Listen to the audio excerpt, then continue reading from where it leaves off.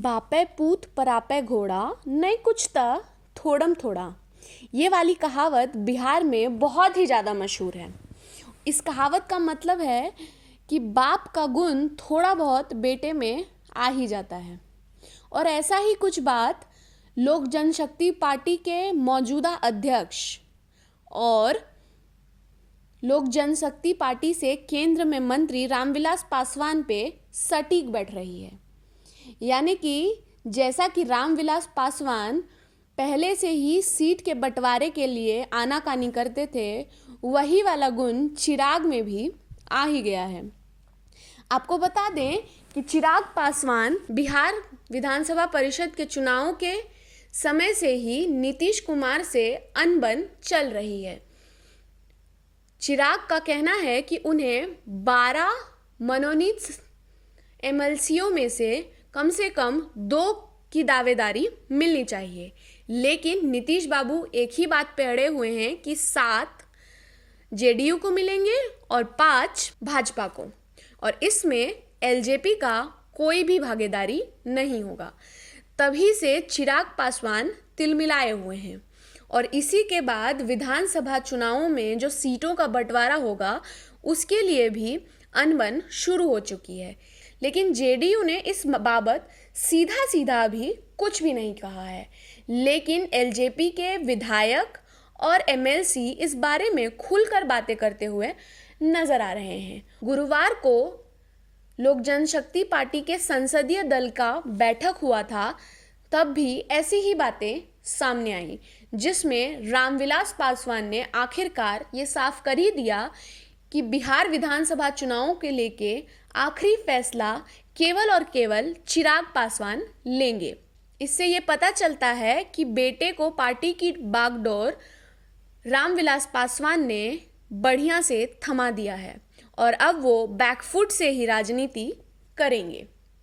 ऐसे में ये देखना दिलचस्प होगा कि आखिर बिहार विधानसभा चुनावों में जब बीजेपी, जेडीयू और एलजेपी का गठबंधन चुनावी सीटों का बंटवारा करती है, तो क्या एलजेपी, जेडीयू और बीजेपी के साथ लड़ना पसंद करेगी? क्योंकि आप सभी को याद होगा कि 2015 में समीकरण कुछ अलग थे। जेडीयू आरजेडी के साथ चुनाव लड़ी थी, इसी कारण एलजेपी को ज़्यादा सीटों पे चुनाव लड़ने का मौका मिला था। लेकिन इस बार चुनावी समीकरण कुछ अलग हैं और इस बार हो सकता है कि एलजेपी के सीटों में कटौती हो, लेकिन चिराग पासवान इस बात को लेके कतई संतुष्ट नहीं हैं। आपको बता दें कि इस संसदीय दल के बैठक में एक और बात सामने आई। लोजपा के अंदर खाने ये भी खबर सामने आई कि वो सीटों के बंटवारे से अधिक इस बात पर अड़ी है कि आरंभ में इस बात पर सहमति बन जाए कि अगली सरकार का संचालन एक न्यूनतम साझा कार्यक्रम यानी कि कॉमन मिनिमम प्रोग्राम के तहत होगा। कॉमन मिनिमम प्रोग्राम में लोजपा के उन मुद्दों को जोड़ा जाए जिसे वो बिहारी फर्स्ट यात्रा के दौरान उठाती रही है। इसमें परेशानी इस बात पर है कि चिराग द्वारा उठाए गए कुछ मुद्दे पर जेडीयू सहमत नहीं है। इस मीटिंग में एक और बात सामने आई, जिसमें लोक जनशक्ति पार्टी ने विधानसभा की 94 सीटों पर चुनाव लड़ने की तैयारी पूरी कर ली है। एलजेपी संसदीय बोर्ड की बैठक में बिहार प्रदेश संसदीय बोर्ड के अध्यक्ष राजू तिवारी ने राष्ट्रीय अध्यक्ष चिराग पासवान को 94 विधानसभा सीटों की लिस्ट सौंप दी है। एलजेपी ने इन सीटों पर पूरी तरह से चुनाव लड़ने को तैयार है। केंद्रीय मंत्री रामविलास पासवान के आवास पर हुई संसदीय बोर्ड की बैठक में राष्ट्रीय अध्यक्ष चिराग पासवान ने बोर्ड के सदस्यों के साथ चुनावी रणनीति पर मंथन किया था। इस बैठक में इस बात पर सहमति बनी है कि एलजेपी इन 94 विधानसभा सीटों में किसी पर भी उम्मीदवार देने को तैयार है।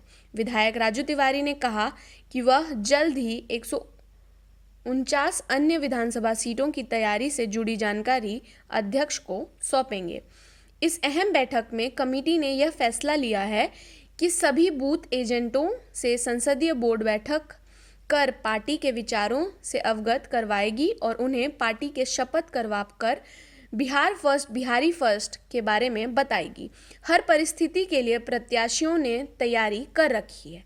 बैठक में चिराग पासवान ने कहा कि वो खुद सभी बूथ एजेंटों से वीसीसी के माध्यम से बात करेंगे। अगर किसी ने भी बोगस लिस्ट बनाई होगी तो पार्टी कार्रवाई करेगी। यह फैसला भी सर्वसहमति से पारित हुआ। बैठक में राजू तिवारी ने कहा कि सभी प्रत्याशी राष्ट्रीय अध्यक्ष के हर फैसले के साथ हैं।